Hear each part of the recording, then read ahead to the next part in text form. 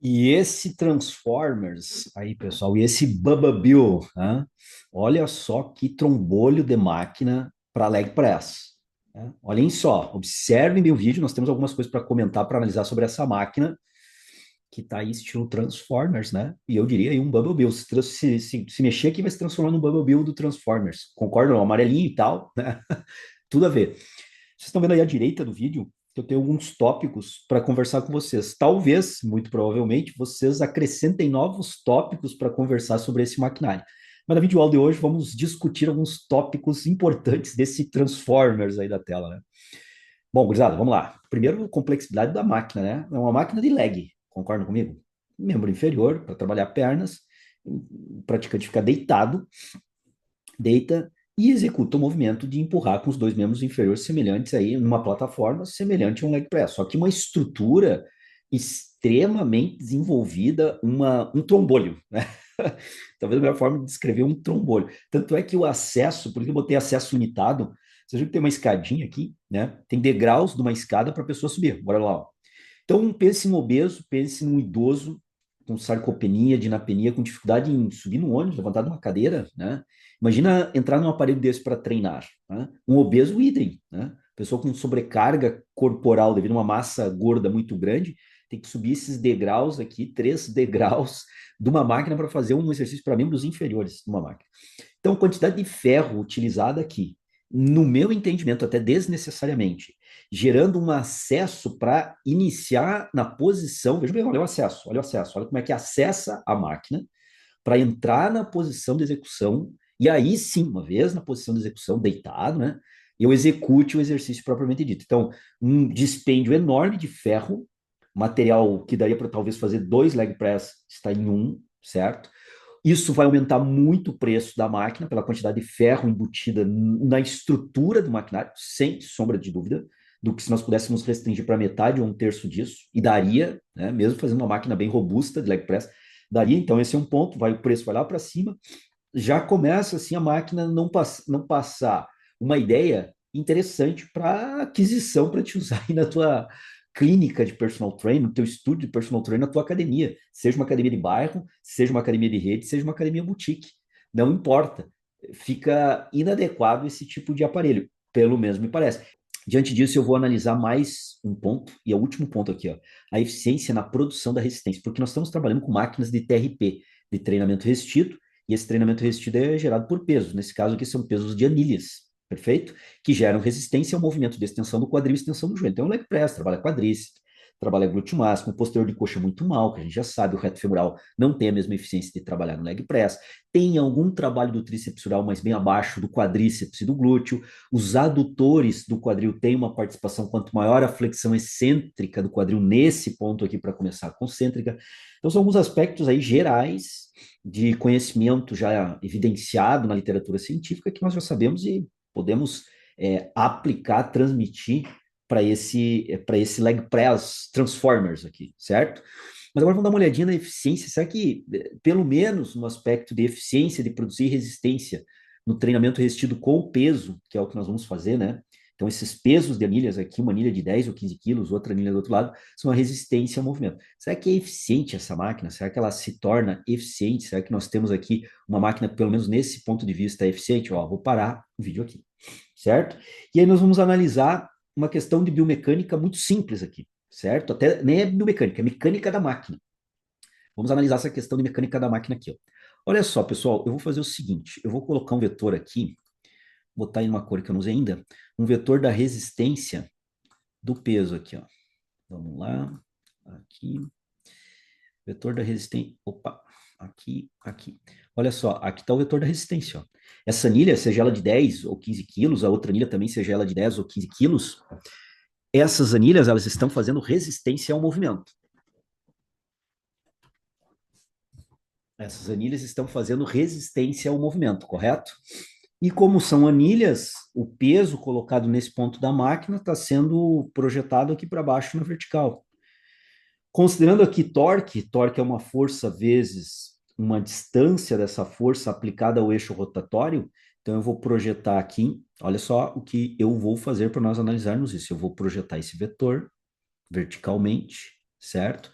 porque é a força gravitacional que está agindo sobre essa anilha, 9,81 metros por segundo ao quadrado para baixo nesse ponto aqui, correto? Nesse ponto aqui onde está colocada a anilha. Dessa forma, eu tenho que entender onde é que é o eixo rotatório da máquina. Olha só, o eixo rotatório da máquina, como nós vimos, está nesse ponto aqui. Então, eu vou marcar o eixo rotatório da máquina. Estou analisando a máquina. O eixo rotatório da máquina está aqui, ó.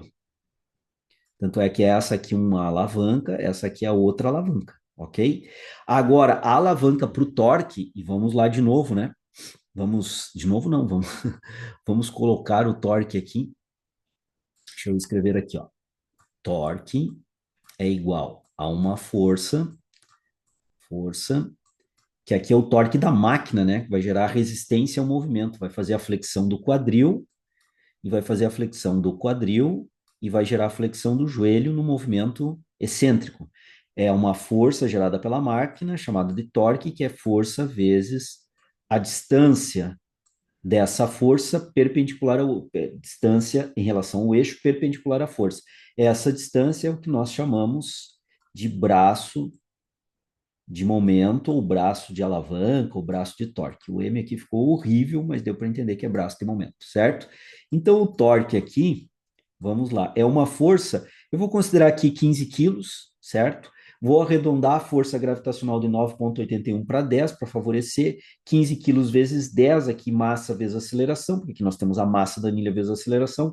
Nós vamos ter aqui, então, uma força de 15 quilos de massa de 150 newtons. Então, 150 newtons, considerando ali uma única anilha de 15, tem outra do outro lado, poderiam ser 300 newtons, somando as duas, mais o peso da estrutura metálica que eu estou desconsiderando, vezes o braço de momento.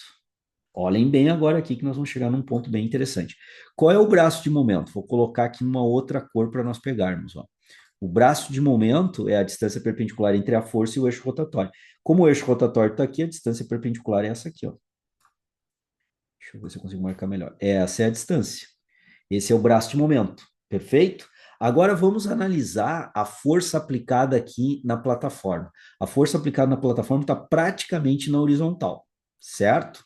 Então vamos lá, ó. Praticamente na horizontal, porque eu estou empurrando essa placa de peso nesse sentido aqui. Então, até coloquei trocado aqui. Vamos arrumar. Aqui. Agora sim, ó. É uma força aplicada nos pés nessa direção e sentido, praticamente na horizontal. Perfeito? Está empurrando a plataforma. E aí o eixo continua o mesmo. E qual é o braço de momento agora, né? Qual é a distância que nós temos que achar? Uma distância perpendicular a essa força em relação ao eixo. A distância mais ou menos perpendicular a essa força em relação ao eixo é essa aqui, ó. Então é um braço de momento bem grande para a força muscular e um braço de momento pequeno para a resistência na máquina. Isso quer dizer o quê? Se eu tenho um braço de momento aqui, ó, pequeno para a máquina, vai digamos aqui, pequeno seria 1 metro. Vamos colocar que aqui tenha 1 metro, para nós entendermos. Então é 150 vezes 1 metro, nós temos um torque de 150 newton-metros aqui, beleza? Se nós formos calcular agora para a força produzida pela estrutura, como é 150 newton-metros, vejam bem, se eu tenho 1 metro aqui, aqui eu tenho mais de 1 metro. Vamos chutar, né? Colocar uma estimativa bem grotesca de 2 metros aqui. Então, nós temos 2 metros, essa distância que é o braço de momento agora para a força produzida através da plataforma, que é a força muscular aplicada na plataforma. E vejam bem, vejam bem, vejam bem, vejam bem. A força aplicada na plataforma ela tem por intuito fazer esse movimento rotatório na plataforma. E o peso que está aqui fazer esse movimento rotatório na plataforma, que aqui em cima faz o contrário, fase excêntrica, fase concêntrica. O menino empurra aqui, o praticante empurra aqui na fase concêntrica, e o peso que está aqui rodando dessa forma, rodando dessa forma, rodando dessa forma, faz a fase excêntrica, ok? Imaginando que aqui nós temos 1 metro, então a força da resistência aqui vezes 1, nós temos um torque, deixa eu colocar agora aqui, fixado, o torque então será o 150 vezes 1 metro, será 150 Newton-metro de torque nessa situação aqui. Agora, imaginando o seguinte, que aqui nós temos 2 metros, então o torque agora da máquina é igual, né, da força muscular é igual a, imaginando que esteja fazendo força de membro inferior equivalente a 150 newtons, tá? Para a gente manter aqui o mesmo padrão, 150 newtons. Imaginando aqui que nós estejamos com o mesmo padrão, 150 newtons aqui. Vezes agora uma distância que é 2, se estiver fazendo a mesma força que a resistência produz aqui, a ação muscular produz a mesma força, 150 newtons, que a resistência produz. Só que agora a alavanca é de 2 metros, porque é uma alavanca maior, talvez até mais de 2, né? A proporção, mas estou colocando 2 aqui para uma estimativa bem grotesca. Nós teremos um torque igual a 300 Newton metro, ou seja, o dobro do torque gerado pela resistência. Então, isso significa o quê? Que como eu tenho uma alavanca muito... Aí é o ponto-chave da questão da biomecânica, da eficiência aqui, ó, ou da falta de eficiência, que é o que nós vamos concluir aqui. É uma falta de eficiência, né? Em termos de mecânica. Por quê? Porque a resistência gerada aqui, com a metade da força produzida aqui, eu consigo mobilizar essa resistência. Ou seja, se eu quero gerar uma força grande aqui, eu tenho que duplicar a resistência aqui. Porque eu tenho 150 Nm da resistência gerada aqui, porque o braço de momento é pequeno. Aqui, como eu tenho um braço de momento que no mínimo é 2 vezes mais, eu posso fazer a metade da força para equivaler a esses 150 Nm. Porque se eu fizer a mesma força, os mesmos 150 newtons, eu vou ter o dobro de torque gerado aqui do torque gerado como resistência. Eu não preciso gerar o dobro, preciso gerar um pouco acima para vencer a resistência. Então, significa que ao invés de eu ter que produzir 150 newtons, eu produzo aqui 75 newtons, a metade, e eu consigo equivaler ao torque gerado pela resistência. Ou seja, a mecânica da máquina é desfavorável para a resistência e favorável para o esforço muscular. Com, aqui um cálculo bem grotesco, né?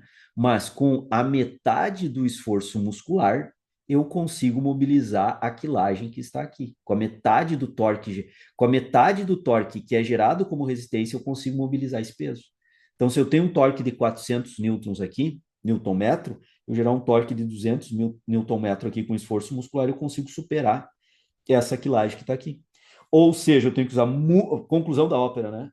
Tudo isso da mecânica da máquina para a gente entender o seguinte: que eu vou ter que produzir, vou ter que botar menos força para levantar muito peso. Então, eu vou ter que botar muita quilagem aqui para conseguir ter alguma eficiência de esforço para o membro inferior nessa outra extremidade.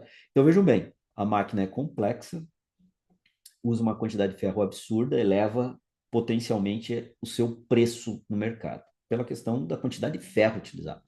Fora mão de obra, né? Outras questões que estão envolvidas aí no desenvolvimento e construção da máquina. O acesso é limitado, e aqui botei 2 grupos populacionais como exemplo, mas poderíamos identificar outro. E além disso, quando nós vamos analisar a mecânica do Bubble Bill aqui, nós vemos que a mecânica é extremamente ineficiente e não eficiente na produção de resistência, porque ela produz uma resistência que eu consigo facilmente vencer. Com metade do esforço, eu consigo vencer essa resistência. Com a metade do torque, eu venço o torque produzido pela resistência. Ou seja, uma máquina que eu vou ter que usar muita anilha, vou ter que disponibilizar muita anilha, um espaço em pé direito na minha academia enorme para essa máquina, provavelmente o preço dela é bem elevado pela quantidade de metal associado. Imagina uma manutenção de uma máquina dessa também, se não tem uma complexibilidade grande. Então, não vi, diante do que nós analisamos hoje aqui na videoaula, gurizada, não vi nenhum ponto assim positivo em relação a uma aquisição, por exemplo, de uma máquina dessas. Não vi. Se vocês identificam algum ponto positivo com relação a essa máquina, descrevam aqui embaixo, para nós podermos debater algo, porque na minha interpretação, baseado nos tópicos que eu trouxe aqui para vocês, não encontrei. Te pergunto o seguinte: se tu já está inscrito aqui no canal, se não está inscrito, escreve, metralha um like, que essa videoaula também vale a tua metralhada de like aqui, porque vai te ajudar essa videoaula. Com certeza, divulga essa videoaula, divulga o canal, escreve e aciona o sininho para não perder a videoaula. Faz um tour aqui, dá uma maratonada aqui no Treine Foco, conheça bem o nosso canal, tem muito material para te ajudar. Muito. O Treine Foco tem mais de uma década no ar.